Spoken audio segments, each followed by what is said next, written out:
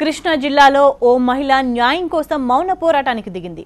నందిగామ మండలం అనాసాగరం గ్రామానికి చెందిన పావని భర్త 2 ఏళ్ల క్రితం చనిపోయాడు. పావనికి 2 ఆడపిల్లలు. భర్త చనిపోయాడనే కనికరం కూడా లేకుండా అత్తామామలు ఆడపడుచు కలిసి తనను వేధిస్తున్నారని పావని ఆరోపిస్తోంది. అత్తామామలు తనను ఇంటి నుంచి గెంటేశారని బోరుమంటోంది.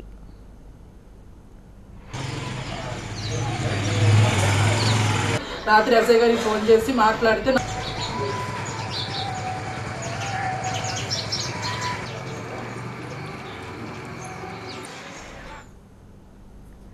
పిల్లలతో సహా తనను బయటకు గెంటేసిన అత్తమామలు ఇంటికి తాళం వేసుకుని ఎక్కడికో వెళ్లిపోయారంటోంది. పోలీసులకు చెప్పినా న్యాయం చేయడం లేదని ఆరోపిస్తోంది. కోట్లాది రూపాయల ఆస్తి ఉన్నా కనీసం ఖర్చులకు కూడా డబ్బు ఇవ్వకుండా వేధిస్తున్నారని పావని విలపిస్తోంది. తనకు న్యాయం చేయాలంటూ ఆమె అత్తింటి ముందు నిరసనకు దిగింది.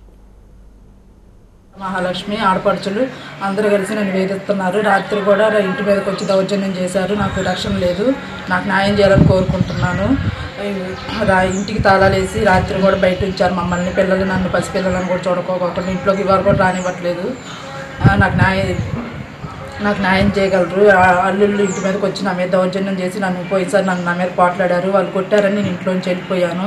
10 నెలలు ఖమ్మంలో ఉన్నా. మళ్ళీ నన్ను మంచిగా చూసుకుంటానని చెప్పి తీసుకొచ్చి మళ్ళీ 2 నెలల నుంచి నా మీద నన్ను టార్చర్ పెట్టి నన్ను ఎక్కడ చంపుతారని నాకు భయం వేస్తుంది. నాకు రక్షణ పూర్తి ప్రొటెక్షన్ ఇవ్వండి. మీరే నాకు న్యాయం చేయాలి.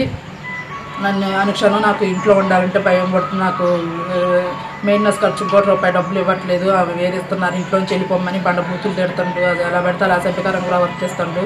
అర్ధరాత్రి తలుపులు కొట్టి చంపుతారని భయం పడుతుంది నాకు. స్టేషన్కి వెళ్తే పోలీసులు కూడా పట్టించుకోవట్లేదు. ఆయన ఫోన్ చేస్తే వాళ్ళు వస్తున్నారు. మళ్ళీ నేను చేస్తేనేమో ఫోన్ చేస్తే పట్టించుకోవట్లేదు పోలీస్ డిపార్ట్మెంట్. నాకు కృష్ణా జిల్లాలో ఓ మహిళ న్యాయం కోసం మౌన పోరాటానికి దిగింది. నందిగామ మండలం అనాసాగరం గ్రామానికి చెందిన పావని భర్త 2 ఏళ్ల క్రితం చనిపోయాడు. పావనికి 2 ఆడపిల్లలు. భర్త చనిపోయాడనే కనికరం కూడా లేకుండా అత్తామామలు ఆడపడుచు కలిసి తనను వేధిస్తున్నారని పావని ఆరోపిస్తోంది. అత్తామామలు తనను ఇంటి నుంచి గెంటేశారని బోరుమంటోంది.